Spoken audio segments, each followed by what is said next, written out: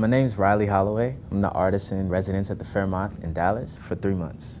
You're here 3 months. They give you a room on the 25th floor. They give you this studio space. At the end of the 3 months, you have your first solo exhibit, well, my first solo exhibit, upstairs in the gallery. Right? And all you do is you donate a piece to the hotel for the time that you're here. So it's pretty cool. I've always lived where I worked, so that's big. And you don't know when something's gonna hit you. And just being in the arts district alone has been great. Walking distance from the DMA, because from Arlington, I would drive to the DMA, get inspired, and drive 30 minutes back. And by the time you're either lackluster, but here you just walk away, and I get to just jump straight back into the painting. This space is really amazing. The space that I actually have, the literal space, I can put as many paintings on the wall as I can, right now, which will be 4. And I can look at them and it gives me a good perspective of the body of work that I'm making. They all kind of stay together. It's exciting. In the beginning, you're a little nervous, especially for me, because this is my first body of work. So I didn't know what it was gonna be like to actually do a body of work. And so I've been kind of filling things out with this bit of naivety, which is working in my favor because it's producing things that's been surprising me. Each painting has surprised me in a way. For a lot of the time, I was just doing a lot of studies. Like I have here on the wall. And to get here and have somewhat of a deadline was interesting. It's something that's not gonna stop for me as well, It's something that's gonna continue, this sort of mindset to finish work.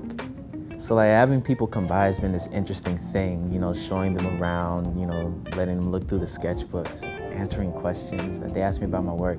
What's cool about that is I have to think of answers, of course, so it brings up other aspects of my art that I didn't pay attention to. To have people come in and genuinely ask about the work and give them a tour of what I'm doing has actually been a really cool thing. People are a part of the process. I want to inspire with the work. It has an element of spoken word. It's, this piece here is spontaneous, kind of like bebop. It has a classical feel to it as well. I didn't take the academic route. So right now it's just books, YouTube videos. I just kind of eyeball everything. And that's how I kind of get it done.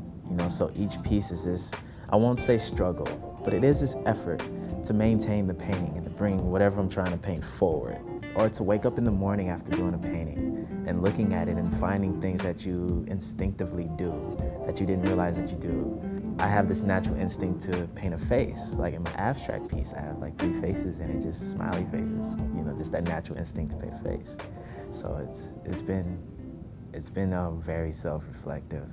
It was off and on again. When I was little, if you asked me why I painted or why I drew at 5 years old, I would kind of shrug. I didn't have a reason for it. I still hold on to that. It's my source foundation. It wasn't until 2011 when I completely changed the way I studied art. And it was a turning point. It was very scary. I dropped out of school, quit my job, gave up my apartment. But my mom's an artist, so she understood somehow, and my dad did as well. And they sent me to Florence for a month, and that was my first and only oil painting course I had was for that month. After I came back from that, I was like, this is what I want to do. I kind of went all out, searched for local artists and, toned so many canvases, cleaned so many studios just for information. A little competitive. And my mom, even just last night, was a little competitive. She was like, I'm gonna come down there and critique what you're doing. But it's always been this constructive thing. I owe a lot of that to my mom. When I was 4 years old and we were drawing our own coloring book pages and then coloring those in. Or at 5, I used to bug her every night before bed to teach you the proportions of the human head. I don't know how many 6-year-olds would nerd out that bad. But that's what we did, and we would tear, pictures out of magazines. I think that's why this body of work has sort of an editorial feel to it. I did a collaboration of one of the pieces, and I told my friend, when you go in and add the poem that I wrote, when you draw that, treat it as a poster. Why not? It's informative in a way.